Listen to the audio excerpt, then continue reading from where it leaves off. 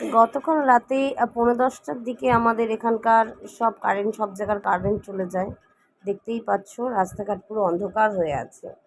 সবাই প্রায় রাস্তায় বেরিয়ে গেছে, এত গরম ঘরের ভেতরে।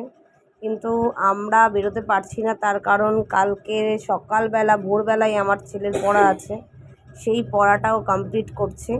আর এদিকে আমি অনেকক্ষণ কারেন্টের জন্য ওয়েট করতে করতে না পেরে এখন রুটি করতে গেছি। কিছু করার নেই, অনেক রাত হয়ে গেছে, খাওয়া দাওয়াও তো করতে হবে। তো 11টা বাজে মোটামুটি। আর ছেলের পড়াটা কমপ্লিট করে নিয়ে আমরা ওই অন্ধকারের মধ্যেই খেয়ে নিয়েছি। তারপরে উঠে আবার ছেলে আরেকটু পড়াশুনো করে নিল। দেখতেই পাচ্ছ টর্চ জেলে মোমবাতি জেলে পড়াশুনো করছে। আলটিমেট পড়াশুনো করে বাবা পাশে বসে আছে, একবার বাবা হাওয়া করছে, একবার আমি হাওয়া করছি। তো হয়ে গেছে পড়াশুনো। এবার ঘরে যেই গেছি আমরা, সঙ্গে সঙ্গে লাইট চলে এসছে। দেন সবাই শুতে চলে গেছি। টাটা।